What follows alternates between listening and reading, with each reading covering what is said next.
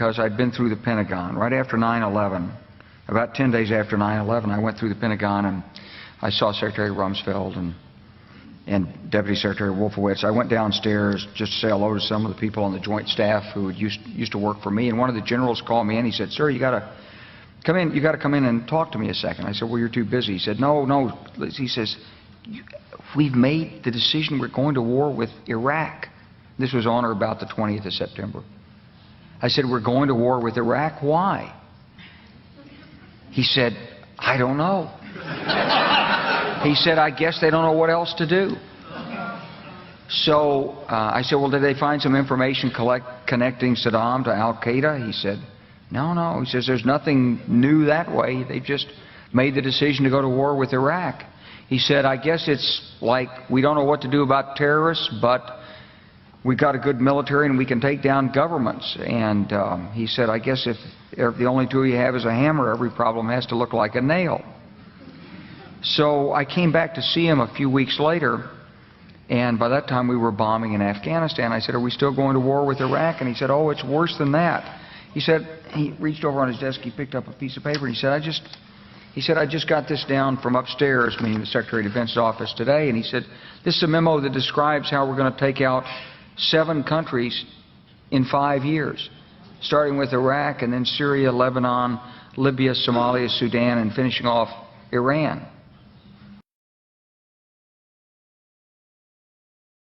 This is a memo that describes how we're going to take out 7 countries in 5 years, starting with Iraq. My fellow citizens, at this hour, American and coalition forces are in the early stages of military operations to disarm Iraq, to free its people, and to defend the world from grave danger.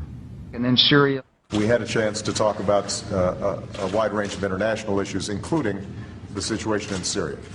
And I have to say that all of us who've been seeing the terrible pictures coming out of Syria and Homs recently recognize it is absolutely imperative for the international community to rally and send a clear message to President Assad that it is time for a transition, it is time for that regime to move on, and it is time to stop the killing of Syrian citizens by their own government. Lebanon. They both had different reasons, the State Department and the White House, for wanting Israel to do it, encouraging them to do it, supporting them. Our Air Force worked very closely with the Israeli Air Force for months before this, not necessarily with a deadline, knowing when it would happen. It was always going to be whenever there was an incident, they would take advantage of an incident. The word I used was fortunate timing.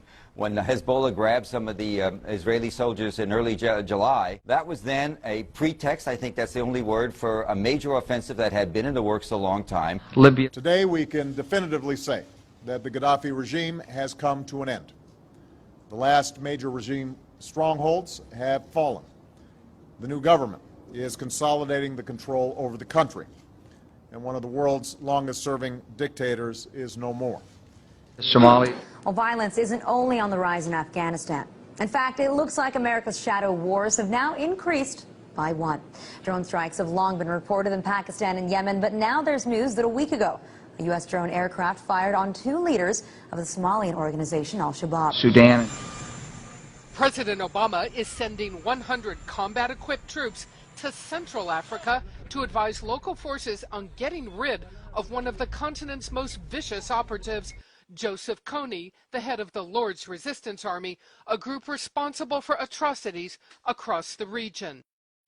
It's the first open deployment of U.S. ground combat power to Africa since the Black Hawk Down incident in Somalia in the 1990s that killed 18 troops. U.S. troops may wind up now in Uganda, South Sudan, the Central African Republic, and the Democratic Republic of the Congo. It's part of a growing military effort to engage in Africa. Finishing off Iran.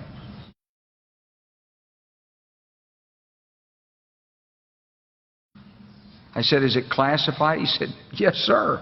I said, "Well, don't show it to me." And I saw him a year or so ago, and I said, "You remember that?" He said, "Sir, I didn't show you that memo. I didn't show it to you." I'm sorry, what did you say his name was? I'm not going to give you his name. So go through the countries again. Well, starting with Iraq, then Syria and Lebanon, then Libya, then Somalia and Sudan, and then back to Iran.